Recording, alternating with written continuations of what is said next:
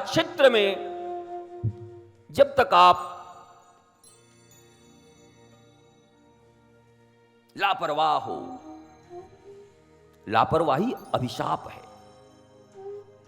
वैसे लापरवाह को लोग बड़ा अच्छा समझते हैं, बेचारा लापरवाह है। लापरवाह, दुनिया का सबसे खतरनाक आदमी अगर मुझसे पूछना हो और मैं इसे, मैया पीछे ही सीट पे, ये भगवान के लिए खाली है। हाँ,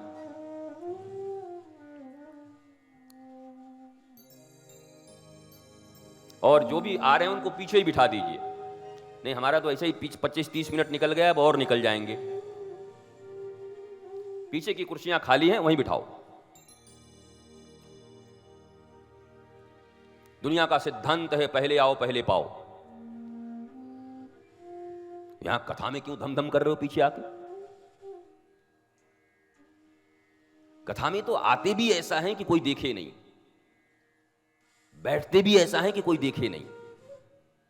आसपास वाले पहचान भी रहे हो तो एकदम ऐसा आंख सामने कर दो कि हम तुमको जन्म जन्म से नहीं पहचानते। वो जरूर पूछेगा, मिसेस शर्मा है क्या? बोला तेरा तुम्हारी मां है। चुप कर। मिसेस शर्मा, मिसेस वर्मा, विधर्मा। न किसी को देखो, न तुम किसी को देखो, और तुमको कोई देखे तो बीच में केवल एक बार ऐसे करके, उसके बाद उसका बाप नहीं दिखेगा तुम्हें। एक बार बस। खबरदार, बार बार देख रहा है, क्योंकि यहां तुम रस पीने आए हो। जब महत वस्तु को पाने आए हैं, उस महत वस्तु के प्रति महत्वपूर्ण भाव तुम्हारे हृदय में नहीं है। सड़क पे भेलपुरी जो खाते हो उसके बराबर भी वैल्यू नहीं है इस कथा की, तो तुम सीखोगे क्या इससे? क्या मिलेगा तुमको? भगवत कथा में जो तुम्हारे जीवन और तुम्हारे श्वासों के कारण है, तुम्हारी धड़कनें भी धड़क रही हैं, तुम्हें भगवान की देन है। तुम्हारे पति पत्नी भाई बहन रिश्तेदार नातेदार जिंदा हैं अगर, तो धड़कन बन के भी वही धड़क रहे हैं, उनकी कथा सुनने आ रहे हो। वहां भी अगर तुम लापरवाह हो, वहां भी तुम्हारे भीतर में उनके वैल्यू नहीं है, कोई मीन नहीं करते, तो क्या करोगे सुनकर? नहीं सुनना ज्यादा अच्छा। इससे तो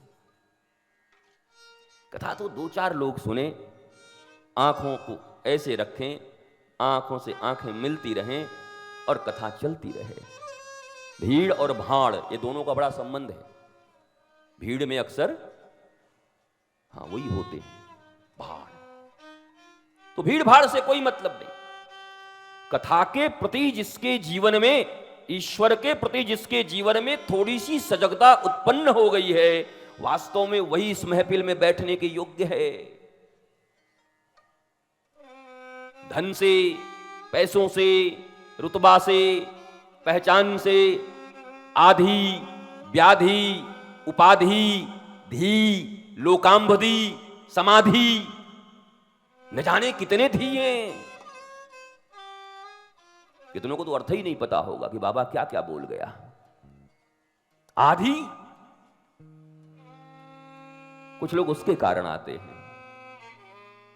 व्याधि, कुछ उसके कारण आते हैं। धी, बुद्धि, जरा देखूं तो क्या चल रहा है, लोगों को भी हैं कि ऐसे ही कथा चल रहा है। बुद्धि, लोकांबुद्धि। दादी ने कहा है कथा होए तो जाना चाहिए 5 मिनट के लिए, पुण्य मिलता है। लोकांबुद्धि। पर वास्तव में कथा तो तब श्रवण हो जब जीवन में समाधि लग गया हो और कहीं सुनाई पड़े कि कथा हो रहा है और समाधि तोड़ के कथा सुनने पहुंच गए भगवान का, तब कथा श्रवण का वास्तव में जागरण है। उसके पहले कुछ नहीं है। ये धी, लोकांबुद्धि, आधि, व्याधि, उपाधि, कई तो उपाधि के लिए पहुंच जाएंगे। कथा में कोई आ रहा है कि नहीं? कोई कहे वो आ रहे हैं, अच्छा हमारा बड़ा दिन से काम अटका हुआ था, ले चले वहीं पे सिग्नेचर करा लेंगे। आधि, व्याधि, उपाधि। लेकिन कथा केवल समाधि से उठकर ही सुनी जा सकती है, बाकी कथाएं काम नहीं करती। लोकांबुद्धि का अर्थ यह है हम उनके कथा में नहीं जाएंगे, हमारे यहां भी होगा तो वो भी नहीं आएंगे। इसमें तो निमंत्रण देने में तो आप लोग माहिर हैं। 10 साल पहले भी 500 रुपया और एक साड़ी दिया होगा, उसने तो याद रखे होगे कि उसके यहाँ जब शादी होगा तो 501 रुपया और साड़ी वापस करना है। उसके लड्डू में अगर इलायची न पड़ी होगी और तुम्हारे में पड़ा होगा तो इलायची खोद के निकाल लोगे कि उसने इलायची नहीं दिया था। लोकाम बुद्धि, निमंत्रण है, ये चल रहा है। और उसके बाद कोई पूछे कहां से आ रहे हो, बोला हनुमत कथा रहस्यम सुन के आ रहे हैं। बेचारे को अपनी जिंदगी का रहस्य आज तक पता नहीं चला, घर के सदस्यों का रहस्य पता नहीं चला। गुरुजी एकदम घर में मैं सब ये सब करने के बाद भी मेरे को समझ नहीं आ रहा कि लोग चाहते क्या है घर वाले। 40 साल एक आदमी 45 साल पत्नी के साथ रह के कहता है कि गुरुदेव ये चाहती क्या है मैं समझ नहीं पा रहा। बोले मैं कैसे समझ लूं, मैं तो 40 मिनट से भी नहीं मिला। तो कमाल करता है यार, तू 40 साल से नहीं समझता, मेरे को तो भी 40 सेकंड नहीं हुए मिले हुए, लाया ही पहली बार। वो कह रहा है गुरुदेव आप कुछ बताइए, इसका रहस्य मैं समझ नहीं पा रहा। बोला हम इतने ही समझने वाले होते तो हम भी ना बैठे होते, नहीं समझते इसीलिए ऐसे। रहस्य दुनिया में अगर समझना है तो सिर्फ अपना। अगर मनुष्य किसी को जान सकता है तो अपने को जान सकता है, किसी और को नहीं जान सकता। किसी और को जो जाना जाएगा बिना खुद को जाने हुए वो गलत ही जाना जाएगा, क्योंकि तुमने स्वयं को ही नहीं जाना। मन हो, बुद्धि हो, चित्त हो, अहंकार हो, क्या हो तुम? आत्मा हो, शरीर हो, इंद्रिय हो, क्या हो तुम? तुम्हें खुद पता नहीं। The beginning of real spiritualism is who am I. ये तुमको खबर ही नहीं कौन हो तुम। हनुमान जी की कथा चल रही है और हनुमान जी की सबसे प्यारी कथा तो यही है ना, वाल्मीकि रामायण में। रावण पूछता है, कहते कपे कौन है तू? हनुमान जी घबरा जाते हैं, कौन हूं मैं?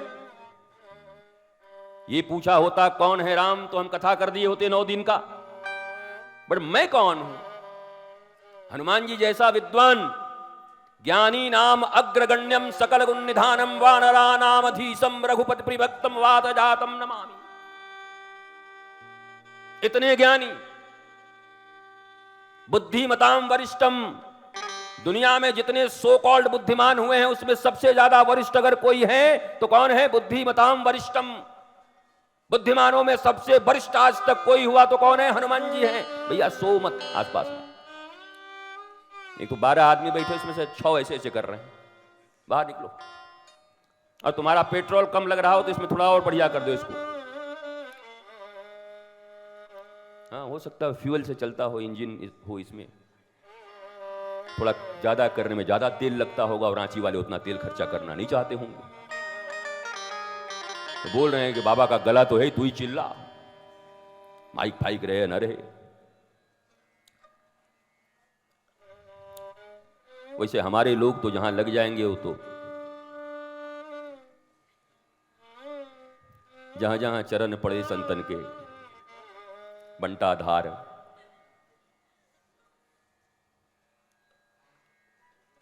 जानना खुद को है, क्योंकि खुद जिस स्थान पर खड़े हैं उस स्थान पर खड़े होकर के दुनिया में किसी को भी देखोगे तो रॉन्ग ही समझोगे।